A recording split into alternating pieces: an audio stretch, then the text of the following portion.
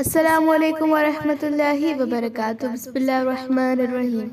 पोइ जॾहिं तालूत लश्कर वठी हलियो त उन्हनि खे चयो त बेशक हिकु दरिया ते अल्लाह तरफ़ां तव्हां लाइ आज़माइश थियण वारी आहे। जेको उन मां पाणी पीअंदो सो मुंहिंजो साथी न आहे। मुंहिंजो साथी सिर्फ़ु उहो आहे जेको उन मां उञ न लाहे। हा, जेकॾहिं हिकु अधु लप पीए त भले पीए, मगर सवाइ किन थोरनि जे ई उन्हनि सभिनी उन दरिया मां ढव करे पीतो।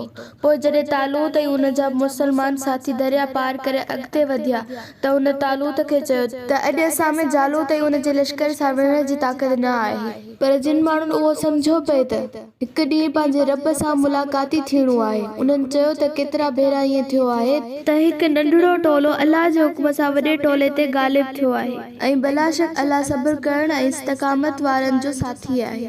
ऐं जॾहिं जालूत ऐं संदसि लश्कर जे मुक़ाबले लाइ साम्हूं थिया त उन्हनि दुआ घुरी ऐं चयाऊं, ए असांजा रब, असां ते सब्र जी निछावर करे ऐं असांजा पेर पुख़्ता कर, असांखे साबित क़दम रख ऐं हिन काफ़िर क़ौम ते असांखे सोभ ॾे। पोइ अल्लाह जे हुक्म सां जालूत जे लश्कर खे शिकस्त ॾिनाऊं ऐं दाऊद जालूत खे क़त्ल कयो।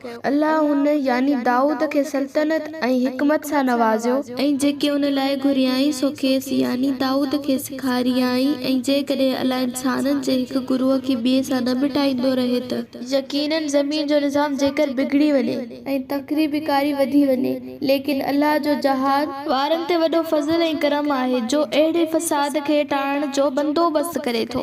ऐं ए मोहम्मद सल्लल्लाहु अलैहि वसल्लम, उहे अल्लाह जो आयतूं आहिनि ऐं निशानियूं आहिनि जेके असीं तोखे बिल्कुलु ठीकु पढ़ी ॿुधायूं था।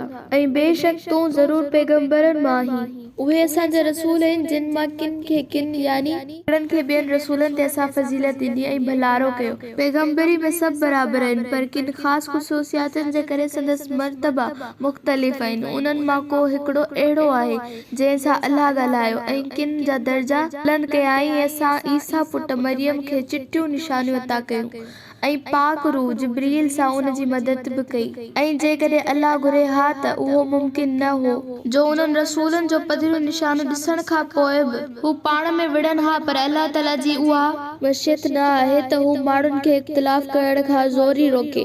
तंहिं करे माण्हुनि पाण में इख़्तिलाफ़ कया, पोइ मंझांसि किन ईमान आंदो ऐं किन कुफ़्र कयो।